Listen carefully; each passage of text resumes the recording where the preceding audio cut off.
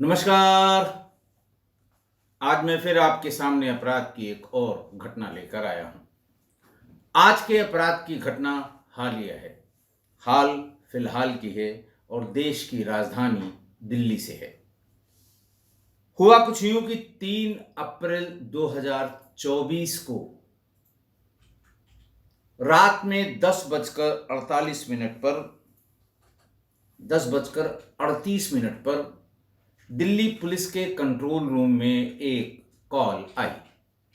Call करने वाले ने बताया कि मेरी बेटी डाबरी थाना एरिया के राजापुरी के गली नंबर 10 में एक अपार्टमेंट में रहती थी। मैं अभी भागकर मेरठ से आया हूं क्योंकि उसका फोन अचानक स्विच ऑफ हो गया है। एक चाबी में गेट से, उसकी एक चाबी गेट पे रहती है, चाबी लेकर गया। फ्लैट में बाहर से ताला बंद था, ताला खोला, ताले के भीतर गया, पूरे फ्लैट का सामान अस्त व्यस्त था। मेरी लड़की कहीं फ्लैट में दिखाई नहीं पड़ रही थी। खून के निशान फर्श पर दिख रहे थे। मुझे अंदेशा है कि मेरी बेटी की हत्या हो गई है। सीरियस सूचना थी। तमाम पुलिस वाले पहुंचे। वहीं पर डीसीपी अंकित सिंह भी पहुंच गए। कमरे में तलाशी लेनी शुरू हुई। सारा सामान अस्त व्यस्त था, लेकिन सामान ऐसा नहीं लग रहा था कि कोई चीज हटाई, चोरी गई हो या निकाली गई हो। अस्त व्यस्त का मतलब ऐसा लग रहा था कि दो लोगों के बीच इस कमरे में संघर्ष हुआ है। ब्लड स्टेन्स कई जगह पड़े हुए मिले। ब्लड स्टेन्स को ट्रेल करते हुए दिल्ली पुलिस के अधिकारी एक बड़ी अलमारी के पास पहुंचे। अलमारी बाहर से बंद थी। अलमारी को खोला गया। तमाम उसमें पुरुष और महिलाओं के कपड़े रखे हुए थे। उसी में बीच वाले पोर्शन में, बीच वाले भाग में, अलमारी के 3 भाग होते हैं सामान्य रूप से। सबसे ऊपर वाला थोड़ा बड़ा भाग होता है जिसमें हैंगर में कपड़े टांगे जाते हैं। इन टांगने भर की जो पैंट या शर्ट की जो लंबाई होती है वो पोर्शन, बीच का पोर्शन और सबसे नीचे का पोर्शन। तो बीच के पोर्शन में एक लड़की बैठी हुई दिखाई दी। देखने में ऐसा लगा कि वो छिप कर बैठी हो या बिठा के बाहर से बंद कर दिया गया हो।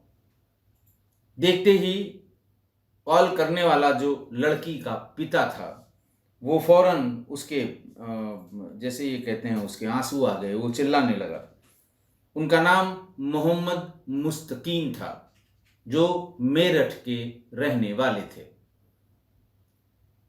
पुलिस ने उसको बाहर खींचा, देखा किसी भारी वस्तु से उसके सिर पर प्रहार किया गया है और उसके बाद पूरे शरीर में करीब 15 चोट के निशान थे।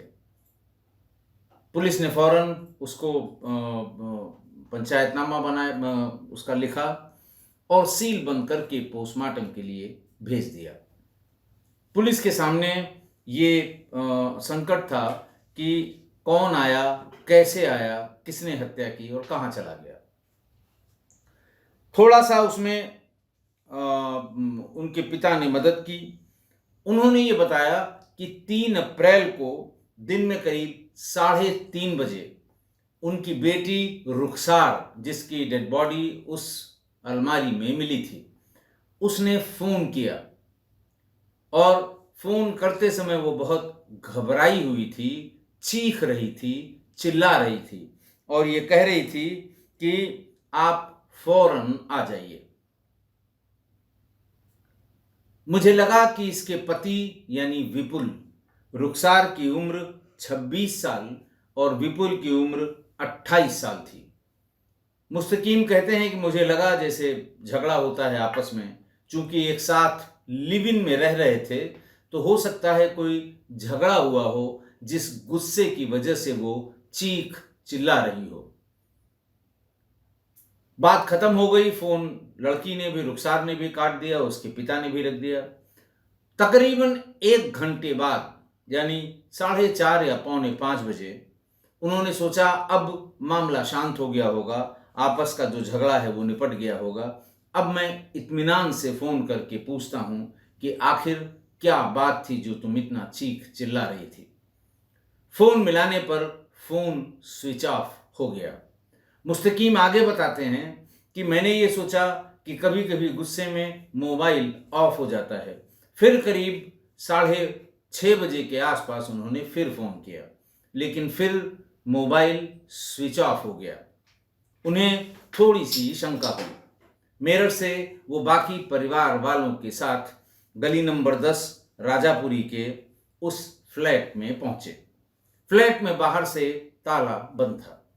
उन्हें यह जानकारी थी कि फ्लैट की एक चाबी बाहर सिक्योरिटी वाले गार्ड के पास रहती है।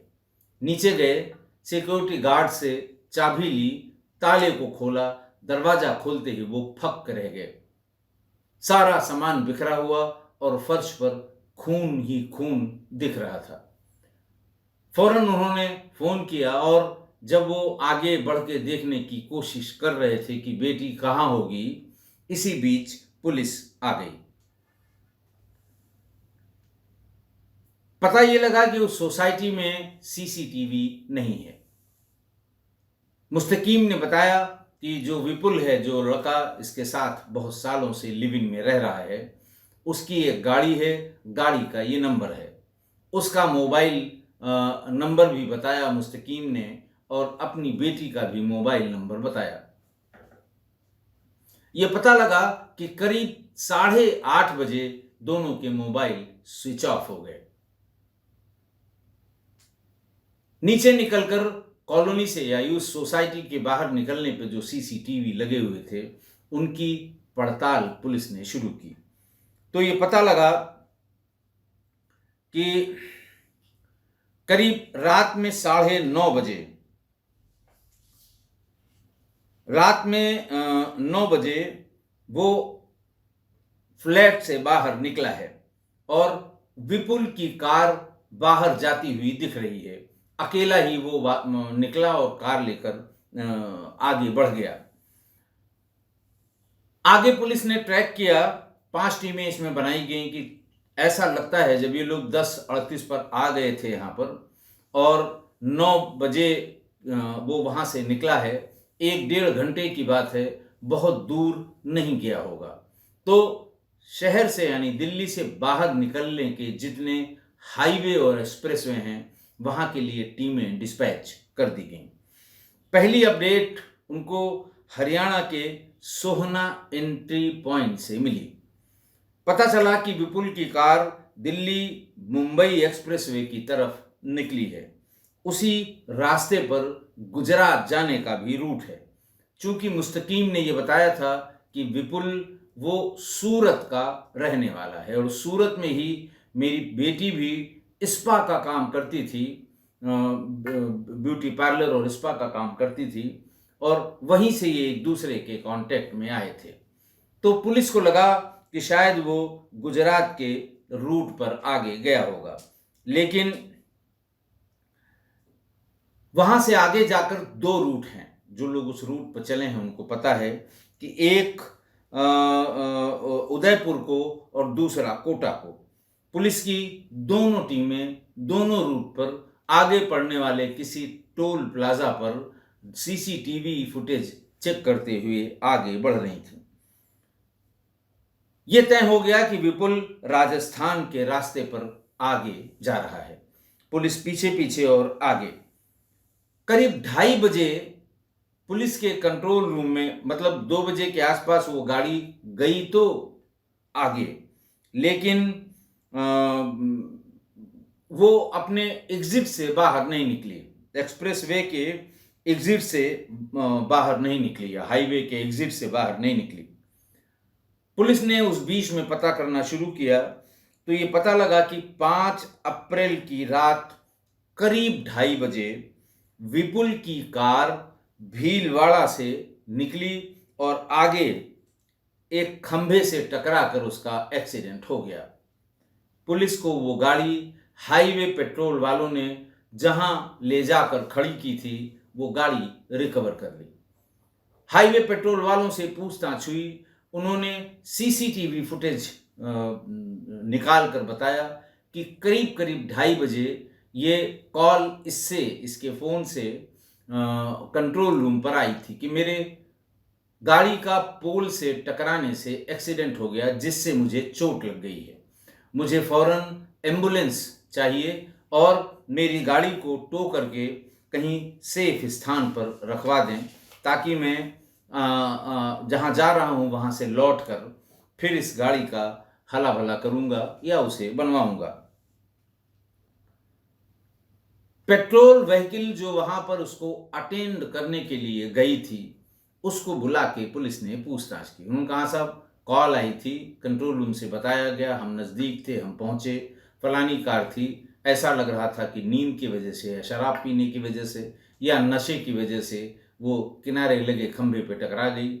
हम लोग वहाँ अपनी एम्बुलेंस लेके हाईवे की एम्बुलेंस लेकर पहुँचे, लेकिन उस लड़के ने कहा कि नहीं, मैं यहाँ लोकल हॉस्पिटल में नहीं जाऊँगा, यहाँ इलाज बहुत महंगा है। एम्बुलेंस जो वो साथ में लेके गए थे, हाईवे वाली एम्बुलेंस जो इंजर्ड को तुरंत गोल्डन आवर में पास के अस्पताल में पहुंचाने की कोशिश करते हैं, उसके ड्राइवर से कहा कि मुझे एक प्राइवेट एम्बुलेंस का इंतज़ाम कर दीजिए। उसने पैसा बताया होगा, उसी ड्राइवर के फ़ोन से अपने एक रिश्तेदार को फ़ोन करके ये बताया कि पैसा लेके तुम फला जगह पर आ जाना।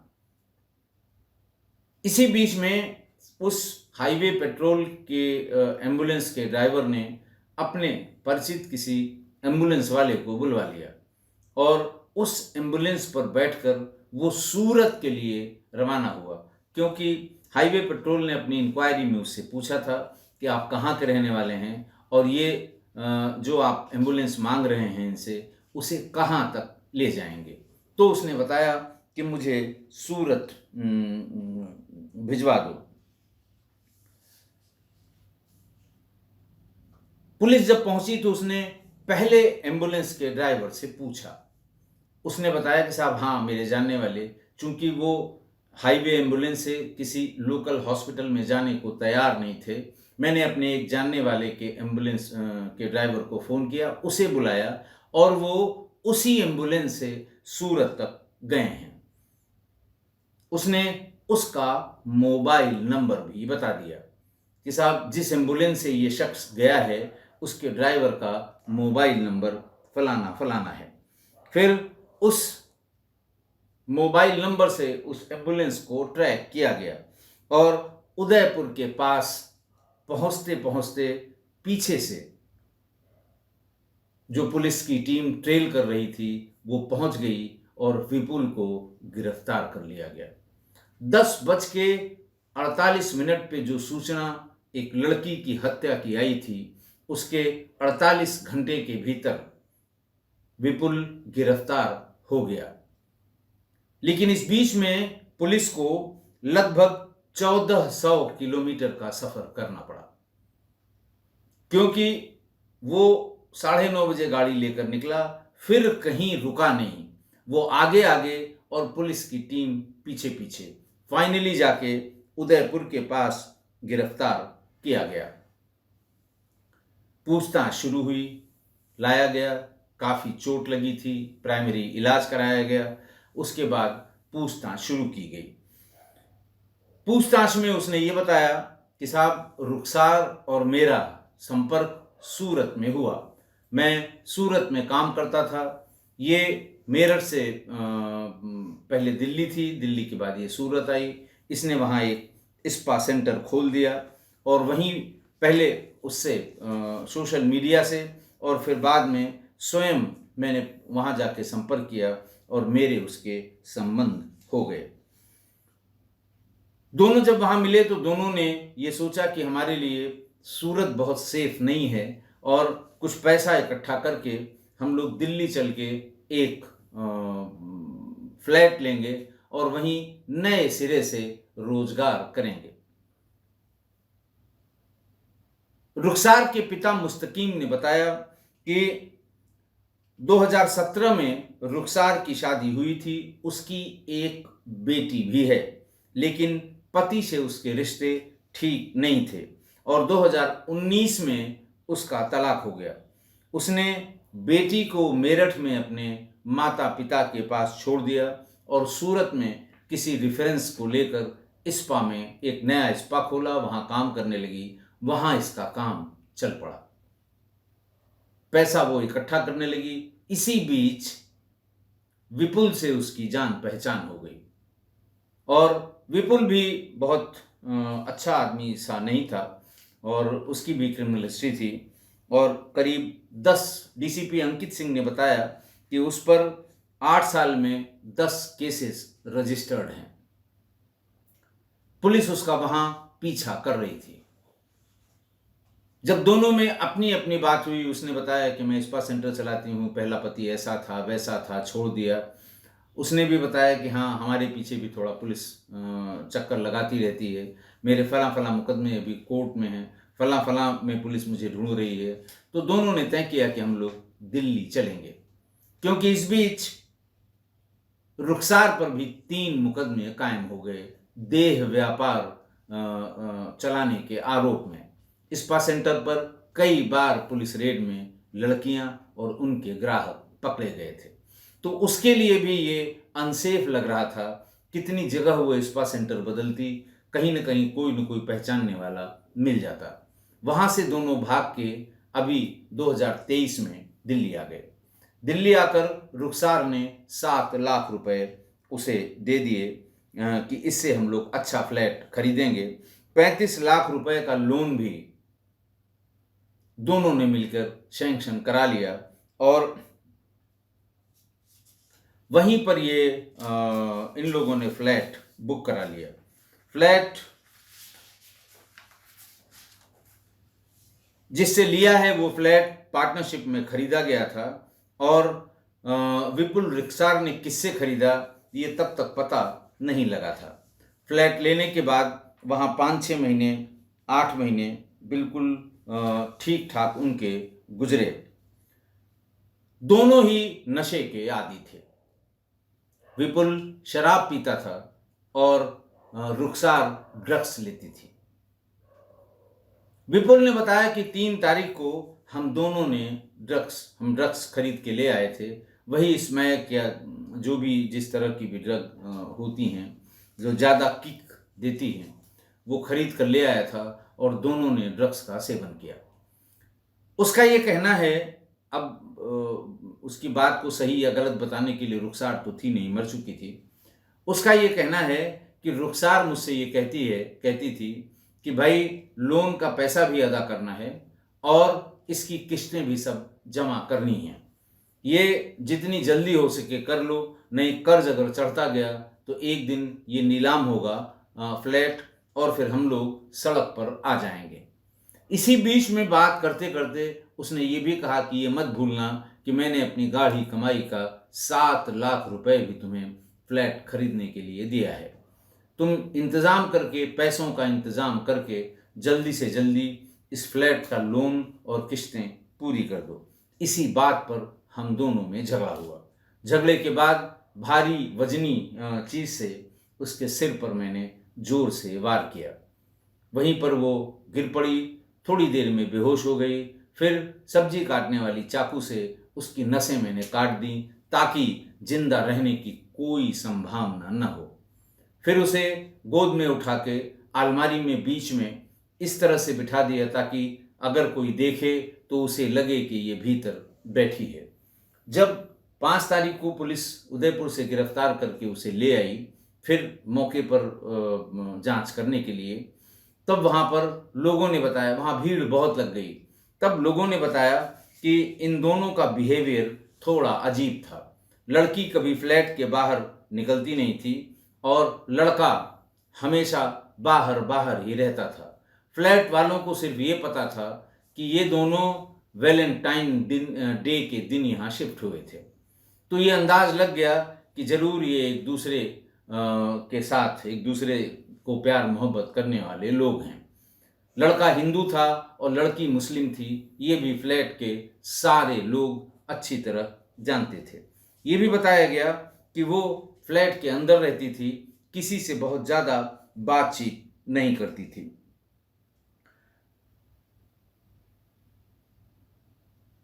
नितिन जो उस फ्लैट के ऊपर रहते हैं और उस फ्लैट की खरीदारी में बतौर गवाह जिन्होंने हस्ताक्षर किए थे, उन्होंने ये बताया कि फ्लैट लड़की के नाम लिया गया है।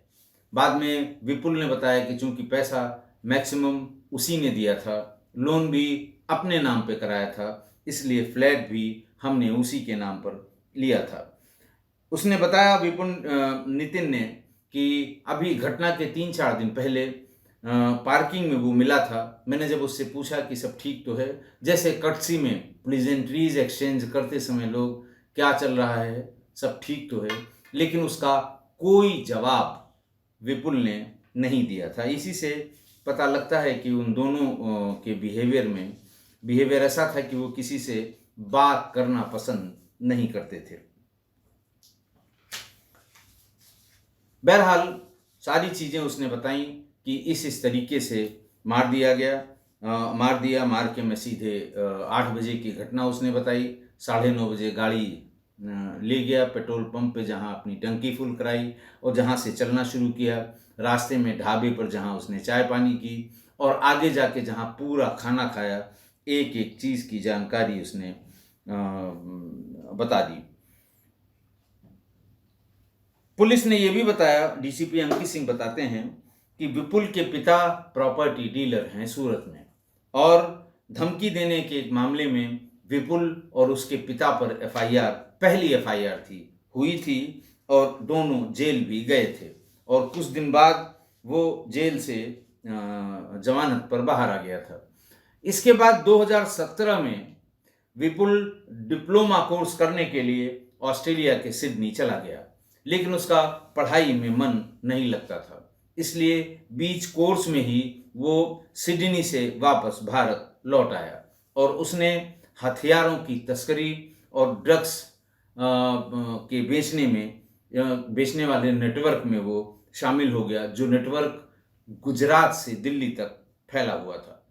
जून 2020 में विपुल के खिलाफ इसी आर्म्स रैकेट में गुजरात में आर्म्स एक्ट का एक मुकदमा दर्ज हुआ। गिरफ्तारी के डर से वो दिल्ली भाग आया। यहाँ वो ड्रग्स सप्लाई चेन में बड़ा एक्टिवली पार्टिसिपेट करने लगा, लेकिन इस चेन का पता लगते ही दिल्ली पुलिस ने 2020 में उसको एनडीपीएस में यानी ड्रग्स की तस्करी में अरेस्ट कर लिया। जेल के भीतर वो गोगी गैंग के कांटेक्ट में आ गया था, इसीलिए पुलिस के रिकॉर्ड्स में गोगी गैंग मेंबर के रूप में वो अंकित हो गया। बात ये तब शुरू हुई जब जेल कैंपस में आकाश नाम के एक व्यक्ति पर जेल के इनमेट्स ने हमला कर दिया था, जिसमें एक विपुल भी नामजद था। उस पर हत्या की कोशिश का केस दर्ज हुआ। 2023 में वकीलों की कृपा से वो पैरोल पर छूटकर बाहर आ गया, लेकिन वापस कभी नहीं गया। मैंने पहले भी बताया कि एक ओपन जेल से भागने वाले अपराधी पर न तो कोई रिवार्ड हुआ, न उसके बारे में कहीं चर्चा हुई, भाग गया, न किसी ने पलट कर देखा कि आजीवन कारावास की सजा पाया हुआ सजायाफ्ता अपराधी है, भाग के कहाँ गया होगा। और फाइनली उसने उस महिला की हत्या की थी, बोरी में भर के उसकी लाश को फेंक दिया था। मैंने भी 2-3 दिन पहले आपको बताया था। ठीक ऐसा ही इसमें हुआ।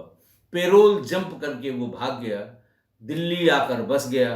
दिल्ली में वो एक प्रॉपर नेटवर्क ड्रग्स का चलाता रहा। किसी को फिक्र नहीं हुई कि आदमी कहाँ से आया है, कौन है। जब पकड़ा गया तब ये बात पता लगी। फिर दिल्ली पुलिस के अधिकारियों ने महिला के बारे में भी गुजरात पुलिस से संपर्क किया, तो ये पता लगा कि रुखसार पर भी 3 मामले दर्ज हैं। गुजरात में स्पा की आड़ में देह व्यापार कराने के आरोप में उसके खिलाफ केस भी दर्ज हुआ, पुलिस ने अरेस्ट भी किया।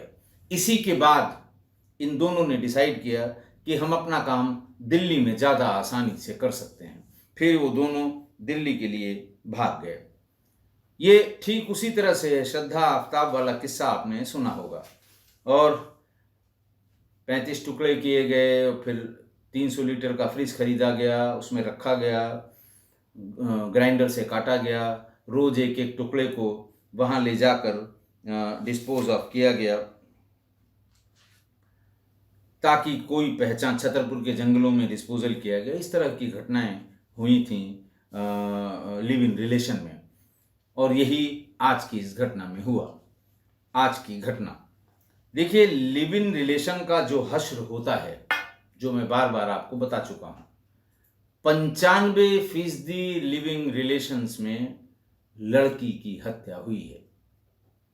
यानी लिविंग रिलेशन में होने वाली हत्याओं में 95% लड़कियां मारी गई हैं, सिर्फ 5% लड़कों की हत्या हुई है। इतने लंबे समय तक लिव इन में रहने वाले जोड़े में लंबा समय इसलिए ज़्यादा लगता है कि शादी न करने के 100 बहाने, चाहे इधर से और चाहे उधर से 100 बहाने हैं कि शादी अभी नहीं कर सकते, थोड़ा दिन और वेट कर लिया जाए। और फिर अपना सब कुछ लुटाने के बाद लड़की शादी का दबाव बनाने लगती है। लड़का दबाव बनाने लगती है, और इसी दबाव में वो मारी जाती है। जब लड़के को ये लगता है कि ये तो शादी की जिद कर रही है, गले पड़ जाएगी, हमारी स्वेच्छाचारिता में खलल होगा, इसलिए उसको रास्ते से हटा देते हैं। सवाल ये है कि 2 पार्टनर हैं, लड़की ही शादी का दबाव क्यों बनाती है? कारण उसका ये है, लड़के क्यों बनाएंगे शादी का दबाव? बिना शादी के उन्हें सारा सुख और आनंद मिल रहा है, वो क्यों शादी के लिए दबाव बनाएंगे? लुटती पिटती तो लड़की है। 5% लड़के क्यों मारे गए लिव इन रिलेशन में? जैसे उनके लिविंग रिलेशन का घर वालों को पता लग गया, घर वालों ने, सिंसियर लोग होंगे तो ये दबाव दिया कि भाई इतने दिन से उसके साथ 2 साल से रह रहे हो, ये बात ठीक नहीं है। हमसे भी 10 लोग पूछते हैं, क्या जवाब देंगे, क्यों नहीं उससे शादी कर लेते? तब लड़के शादी के लिए इस दबाव में, परिवार के दबाव में या समाज के दबाव में, लड़के शादी करने का दबाव बनाते हैं। और फिर लड़की को ये लगता है कि हमारी स्वेच्छाचारिता में खलल होगा अगर इसने शादी कर ली, तब वो किसी दूसरे अपने प्रेमी से के साथ मिलकर उसकी हत्या करवा देती है। ये भी मैंने आपको बहुत ढेर सारे एपिसोड्स में बताया है। मैंने इनफैक्ट लिव इन पे पूरी सीरीज की थी, एपिसोड्स की, और जिनमें एक को छोड़कर उस पूरी सीरीज में सभी लिव इन रिलेशंस में लड़कियों की हत्या हुई थी। सबसे खराब बात इसमें यह है कि ये सारी हत्याएं बड़ी निर्ममता से हुई हैं। 2 साल के लिव इन रिलेशन में, 3 साल के, 4 साल के, लेकिन जब हत्या की तो बहुत निर्ममता से की गई। आप सब जानते हैं, श्रद्धा आफ्ताब का 35 टुकड़े किए गए। दूसरे, वो जो लड़की दिल्ली में मारी गई थी, उसकी लाश फ्रिज में रख दी, मारने के बाद फ्रिज में डाल दी। और एक एपिसोड में मैंने एक किस्सा बंबई का बताया था।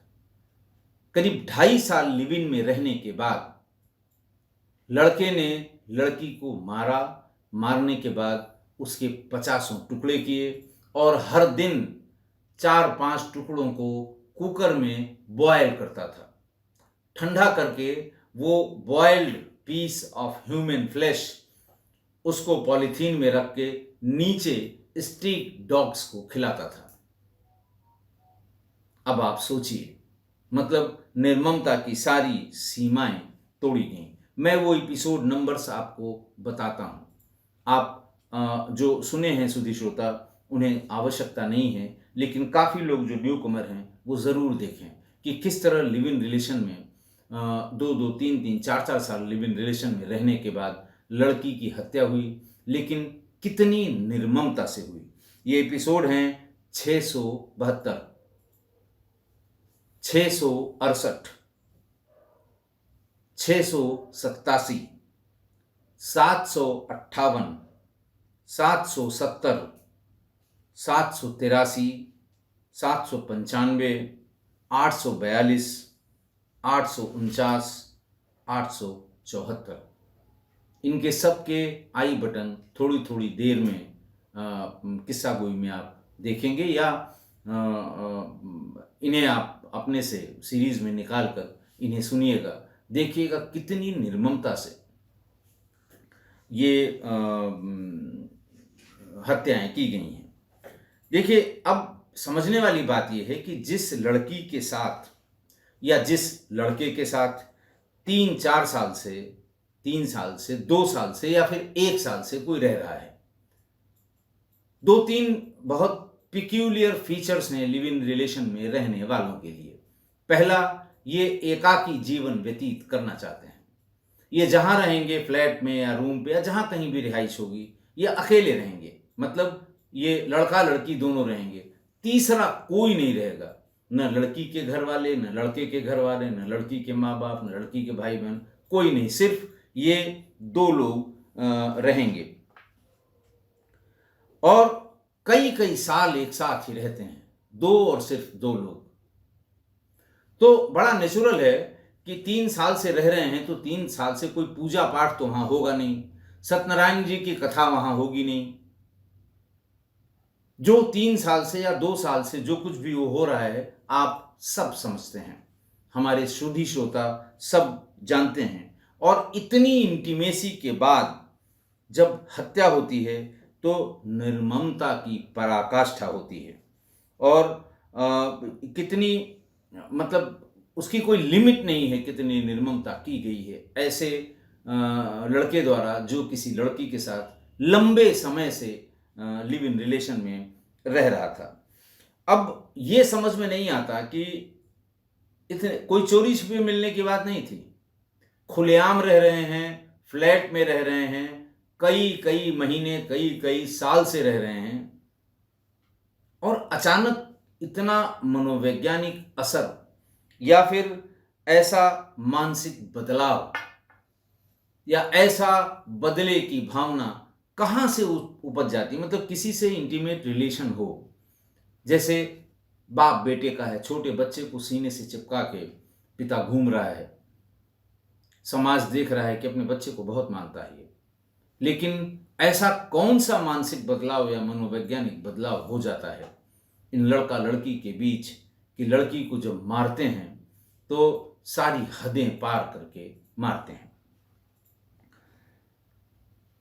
आज वाले क्राइम में, यानी आज जो वाकया आपको मैंने सुनाया है, उसमें दोनों के नाम आपराधिक रिकॉर्ड थे, और लड़का पढ़ा लिखा था, देश विदेश घूमा हुआ था, लड़की भी स्मार्ट थी। 3 मुकदमे देह व्यापार का, आप समझ सकते हैं कि देह व्यापार में लिप्त होना या एक सेंटर का संचालन करना, शार्प होगी तभी, कितने लोगों को मैनेज करती होगी तब वो उसका धंधा वहां पर चलता होगा, और धंधे में जाने कितने लोग अपना हिस्सा लेते होंगे, लेकिन फिर भी पकड़ी गई और 3-3 मुकदमे कायम हुए। और जब ये पकड़ा गया विपुल आर्म्स एक्ट में, हथियारों की तस्करी में, नशे के कारोबार में, पुलिस ने पीछा शुरू किया। उधर रुखसार का पुलिस ने पीछा शुरू किया, तो इन दोनों ने दिल्ली की तरफ मुंह किया और दिल्ली में एक फ्लैट ले लिया। लेकिन जब रुखसार को विपुल ने मारा तो कोई कसर नहीं छोड़ी। इतने दिनों तक लिव इन में रहने का यही हश्र हुआ है। मैंने इतनी घटनाएं आपको जो सुनाई हैं, आप सुनिए जरूर, 1-2 सैंपल के तौर पर सुन के देखिए कि लिव इन का हश्र क्या क्या होता है। कानूनी पहलू भी मैंने बहुत बताए हैं कि लिव इन रिलेशन को 2010 के सुप्रीम कोर्ट के एक जजमेंट के बाद जब से इसे जायज ठहरा दिया गया, ये मतलब अब मैं क्या बताऊं, ये कोई जगह नहीं बची ऐसी, शहर भी और देहात भी, जहां लिव इन रिलेशन के किस्से आसपास के लोगों को न पता हो। तो जो भी लिव इन रिलेशन में है उन्हें पूरी सावधानी रखनी चाहिए, खासकर लड़कियों को, क्योंकि मर्द वो अपनी आदतों से कभी बाज नहीं आएगा। देखिए, मैं जानता हूं अभी कुछ लोग हमारे जो सुधी श्रोता हैं वो टिप्पणी जरूर करेंगे कि आप क्यों मर्दों के पीछे पड़े हैं। देखिए, सच्चाई आप भी जानते हैं, सच्चाई मैं भी जानता हूँ। मैं नंगी सच्चाई इसलिए जानता हूँ कि मैं इतने दिनों तक पुलिस में रहा हूँ। इतने दिनों तक मैंने समाज को नंगी आंखों से देखा है। आपके पास तो कोई भी जाएगा तो वो पूरा बहुरूपिये के भेष में जाएगा, आप समझेंगे बड़ा सीधा आदमी, बड़ा अच्छा आदमी, बड़ा दयालु आदमी है, बड़ा लोगों की मदद करता है। लेकिन जब पुलिस में वाकये आते हैं और दोनों पक्षों की बात सुनी जाती है, तब असलियत का पता लगता है, कौन कितने पानी में है। तो ये अपनी आदतों से कभी बाज नहीं आते। जैसे ही लगता है कि ये गले पड़ जाएगी, रास्ते से हटा देते हैं, क्योंकि स्वेच्छाचारिता मर्दों के खून में है। नई तितली अगर बाग में दिखाई पड़ गई तो उसके पीछे पकड़ने के लिए भागेंगे जरूर। जैसे छोटे छोटे बच्चे अगर आप देखें या अपने बचपन में देखें, बहुत छोटे 5, 6, 7 साल के बच्चे हों और आप किसी पार्क में या घर में ही आप उसको तितली उड़ती हुई दिखाई पड़ जाए तो बच्चा प्राण छोड़कर तितली के पीछे भागता है कि कैसे पकड़ा जाएगा। नहीं पकड़ पाता, माँ बाप से रोएगा, मुझे तितली चाहिए। वैसे ही मेल मेंटलिटी होती है, कोई जाहिर करता है, कोई नहीं जाहिर करता है, किसी का पकड़ में आ जाता है, किसी का मरते दम तक पकड़ में नहीं आता है। लेकिन यही मेल मेंटलिटी है और इसीलिए वो ये बंधन स्वीकार करने को तैयार नहीं है कि 3 साल से जिसके साथ रह रहे हैं, जिंदगी भर के लिए क्यों अपने गले में घंटी बांधें। इसीलिए वो निकाल कर फेंक देता है और फिर नए प्रोस्पेक्टिव्स की तलाश में लग जाता है। आशा है आप मेरी इस बात से सहमत होंगे। आज के लिए इतना ही। बहुत बहुत धन्यवाद।